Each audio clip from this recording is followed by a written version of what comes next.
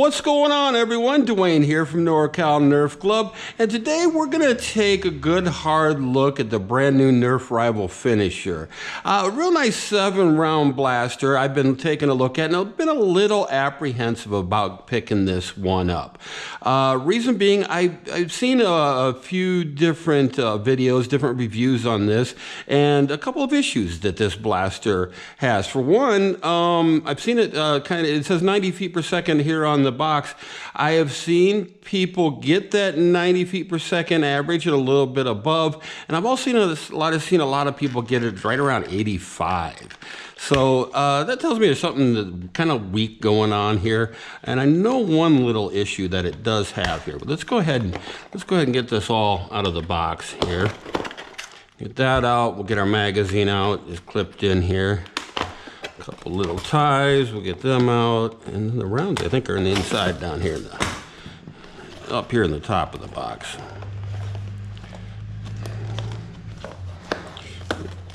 Let's go ahead and rip that. I don't care for the box much, and we got our instructions we're probably not going to need, and 7 rounds there, and that's what's included there with this package. Okay, now I do like this magazine. It's a nice 7-round magazine. Now this one, it does go for the finisher, but it doesn't fit in anything else Nerf Rival, so that's kind of an issue. But it's a nice magazine. Let's go ahead and load it up here from the top. Get all of our rounds out here. And we'll go ahead and load it up here from the top, okay? Now, you can, on this one, of course, load it over here on the side too, okay? Just by pulling that down. Let's get it in the blaster. Okay, got the magazine in the blaster, and it's all loaded up and ready to go. Let's go ahead and just get it on the chronograph, and then we'll talk about that magazine a little bit more. But you know, like how I like to do it here. I like to pull these things right out of the box and see what they can do. Straight, brand new, right out of the box. Let's see the performance on this one. Okay, we got a 71.5. See, nothing too great. The prime's a little bit clunky, little bit on it. We'll see. Kind of a normal prime load though. Got a 93.8. Okay, much better. I might have hit the, who knows, I might have hit the inside of the chronograph here. Let's try to get these squared up. 63.9, I definitely think I hit the inside of the chronograph, that one. Easy to do with these, okay? Let's see if we can get that nicely squared up, get a good shot off. 80, okay? So, we're kind of mediocre here. Okay, get a good square one right through there. 72.8, all right. 80.6, okay? And this will be the last shot. Now you notice when you prime this, how the barrel comes out the front of it, like that, okay? I can see why they do it as far as the loading mechanism. It's a neat idea, I guess, in here. I'm not sure how practical it is and how good of a seal that we're getting on that. As I pull that back, see how it sticks out a little bit more there? It wants to go back like that. That is probably creating a bit of an issue with the seal there. I'm guessing, because this one, like other ones I've seen, seems a little unpowered. That didn't hit the side of the chronograph here at all. That one, 65.2. So, yeah, a little underwhelming results stock right out of the box, okay? Very much, okay? We had that maximum of 93.8, a minimum of 63.9, and an average of 75.4. That's, that's almost 20 feet per second difference variance going on there. So I don't know. I think there's a couple issues that need to be helped out on this blaster. Continuing on with my overview of the finisher, the handle, the grip right here is rather interesting. Now it fits my hand nice enough, even though there's no finger notch right there. It's just straight down like this. It does taper out this way, and widthways, see, it's rather skinny here. Not like some of the other Rival blasters have a bit chunkier grip to them, but like I said, it fits my hand nicely. My finger goes up to the trigger very nicely. It fits perfectly. It's very comfortable. Very straight trigger. Very interesting. You know, there's no curve to it whatsoever. It's just straight. I believe they've got the D prime up here in case that you do want to get a little jam. And I've seen a couple of videos where the jamming is a little bit of an issue on this blaster, and we're going to test that out and see here pretty soon. Got the safety just on one side over here. But yeah, let's check out the loading system on this. Now, hadn't done this yet. I kind of like I like that. Kind of a strange place, I guess, for the magazine release, but you couldn't have it much else of a different place. But so it's kind of interesting. But I wanted to see how this how the system works here. I think you must have to have some rounds in it. I'll throw a few rounds in, and then yeah. Now, if you've got that in like that, now that gives you if you've got a few rounds in it and you just want to top it off, you can pull that down. And see, I put in 4 of them in there. I can kind of easily, sort of easily, put in 3 more, kind of just crunch them in there. So yeah, and then let that release back up. And does that go back up like that? Yeah, it should. There we go. Okay. And then that, see, my first little jamming issue there. Okay, maybe I had one too many in. Let's see what's going on. Oh, because it was loaded. There we go. Nope. See, a little jamming issue there. Okay, that's our first one. That's interesting. Not all the way up over here. Yeah, that wasn't all the way up. It didn't push all the way into its place. Rather interesting there. We seem to, yeah, we've got a, look at that. Just that easy. I've got a pretty decent jam right there. Okay, let's see if we can demonstrate the D prime over here and loosen that up out of there. That's a lot. Reminds me of kind of what the Helios will do at times. So can't say I really recommend that part there. Is mine not working correctly? I didn't like that, using the little side door there. Let's try to load that same round again.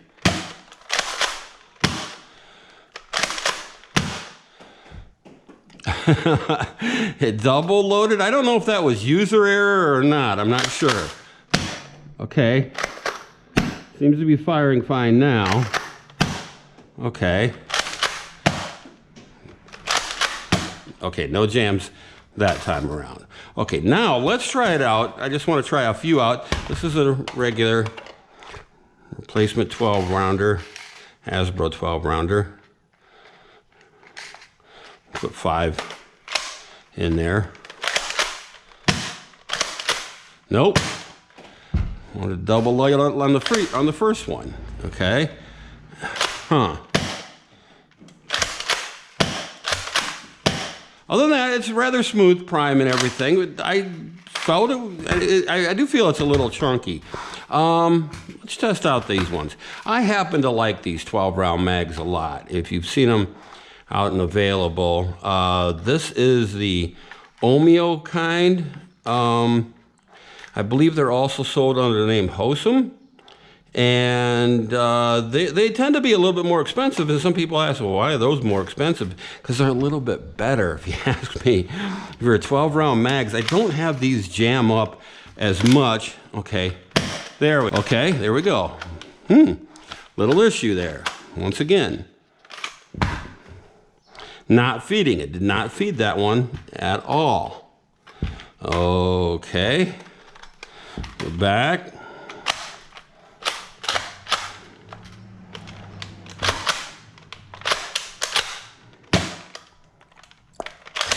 Wow. Okay, we are straight up having feeding issues with this blaster. Okay. So far, I gotta tell you, I really can't recommend this blaster very much. You see the problems that I'm having? Even this is a problem you never really want to have. Finally, okay? Second shot, not loading. These are a whole lot. That's a normal rival round sitting on top of that magazine, and for some reason it does not want to work with these mags very well. Interesting. Very, very interesting. So this is going to turn into a little bit of a project, isn't it? Well, this will be interesting because I've got a screwdriver over here and I think it's about time to open this blaster up and see what's going on inside here. See if we can solve any of these issues. So there we have it. There are the internals of the finisher. And I gotta tell you, I was doing quite a bit of testing before I opened this up, and I am having a ton of feeding issues, whatever magazine I use in there. Like you saw before, the Omeo mags just did not want to work in there at all, just will not feed them up into the chamber here. Same thing then with the mag that came with it. This whole little deal is not seeming like it works like it's supposed to in there, having a few hiccups. A lot of times pinching rounds up there, not shoving the rounds all the way up there. I'm not sure exactly how to fix that. Maybe opening up that opening a little bit. It seems maybe it's a little too tight sometimes to really allow the round to go up there, or if it's misaligned there or something. But really, really unreliable blaster. Okay, right now I gotta say, you know, reliability with me is very key. It's one of my #1 issues when I looking at a blaster, and how much I like about it. Reliability is right there at the top, and this one is not reliable at all. It is just not loading enough rounds. Like I said, doesn't matter what magazine I have in there. Some rounds it doesn't want to fire at all. So I got like an ideas that I want to look at for that. But see if we can find a couple remedies here. One, I've got to do something about the power. So I've got a couple of springs here I want to check out in here. Maybe putting K25 in here, but let's just see. Give me a little room here and just see what I got to do to get that out. Just pop this up and we should be able to pull. Yeah, that right out. Well, that's kind of a nifty thing. Now I'm going to have to put that back on, but that just easily gets us right there to our priming rod, plunger head, and our spring and everything. And this spring, yeah, it looks pretty wimpy. Yeah, nothing great. Strangely enough, just not even as good as some of the other ones that they've been putting in rival blasters.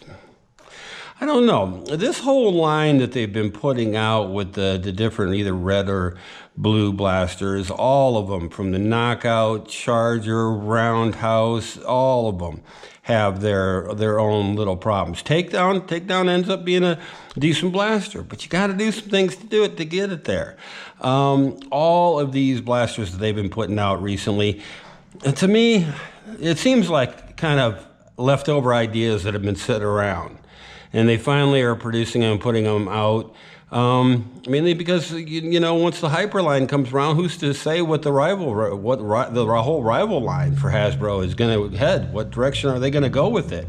It's been a big success for them, but these blasters just seem like they're kind of, you know, secondary thoughts, not the greatest ideas in the world, and they just are still putting them out there, and they work, but they all have their issues. And this one definitely has its issues, okay? Now I like that plunger head. That's different. See, now they actually have padded that plunger head. That's pretty nifty. That's a cool thing. That just seems like it pops right out of there, though. That's a pretty cool thing. Because you know me, I always pad the plunger head, and I may put a extra little layer there just for the fun of it, just to fill up the rest of that airspace there. And like I said, let me see here. I want to get in. I kind of want to get in all the way here and see. Yeah, I kind of want that whole, I kind of want this out of there. I kind of want the air restrictor out of there. Don't really always believe in it for rival blasters, but I don't like this one very much, and we may end up leaving it in there. Like I said, some rounds it doesn't seem like it wants to fire out of there, so they're not quite pushing that back the way it needs to.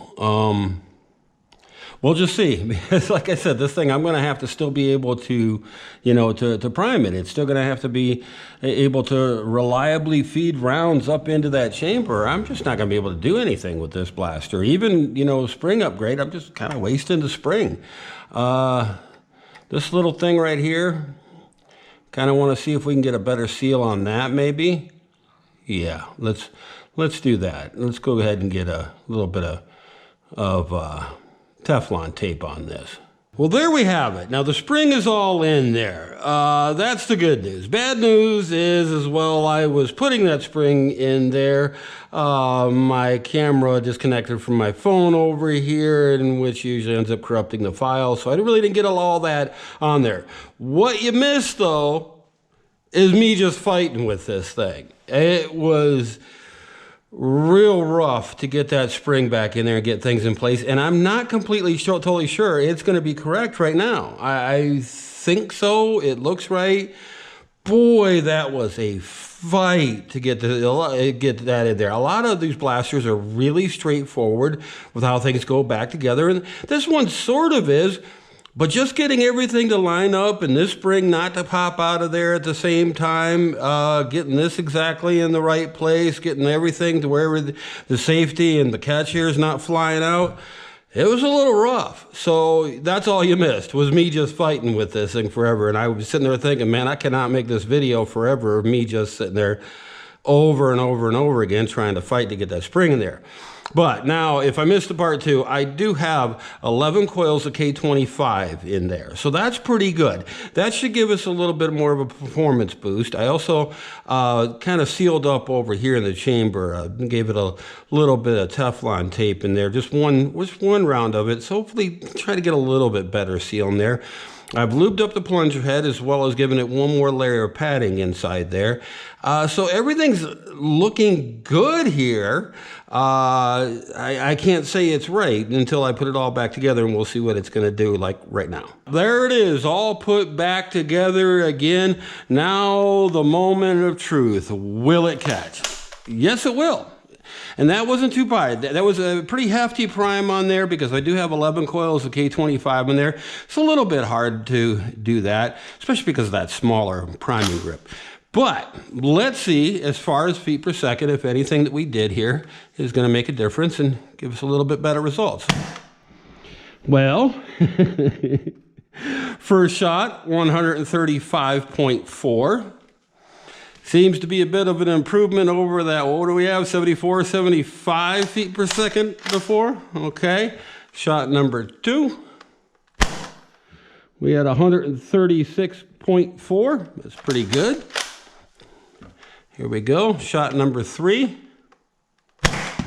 That bounced back. About hit me. 137.7. We're just getting better and better here, aren't we?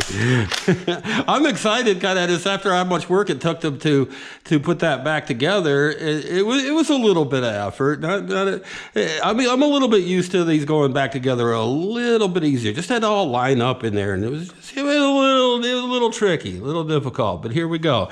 What is this? Shot number 4. 131.2. Pretty nice. Staying above that 130, that's pretty cool.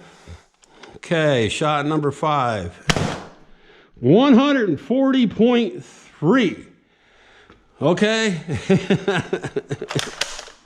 I hear you, pretty good, pretty good. Okay, shot number 6. Oh, we did get a shot number 6. We got a misload. See, now it's happening on this blaster. Now let's see what does this time. See if it... Make sure we got a round in there this time. See? I don't know what it is. Now, these are all brand new, regular yellow rival rounds that I've got in here. 137.7 again. Okay. Pretty good. You've done pretty good. Last and final shot. Shot number 7 here. 143.0. 143 flat on the 7th shot there.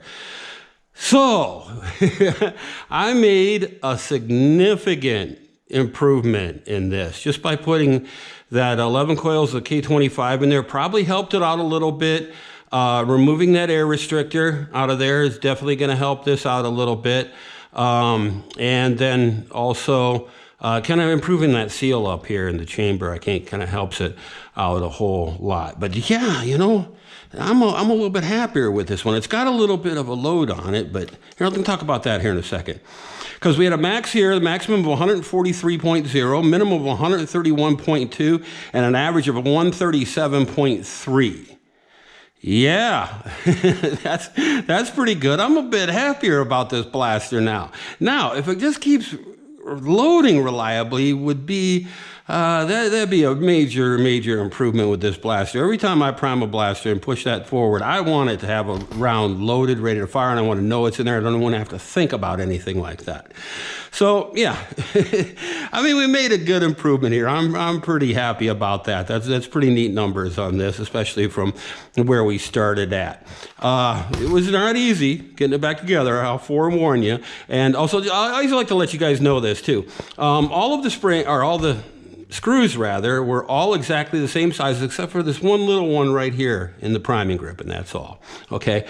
And speaking of the priming grip, I have a priming grip upgrade coming from France Foamworks that should be here probably this week, and you'll see me do a review of this because that's what this needs.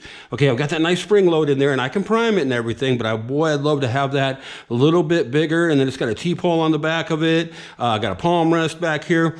I think it's going to be perfect for this blaster. It's going to be really good if I can just keep it loading reliably. That's a big issue with this blaster. But yeah, I sure did enjoy making this video for you guys. I hope you got a second or so to go on down there and leave me a thumbs up. And till my next video, you guys take care.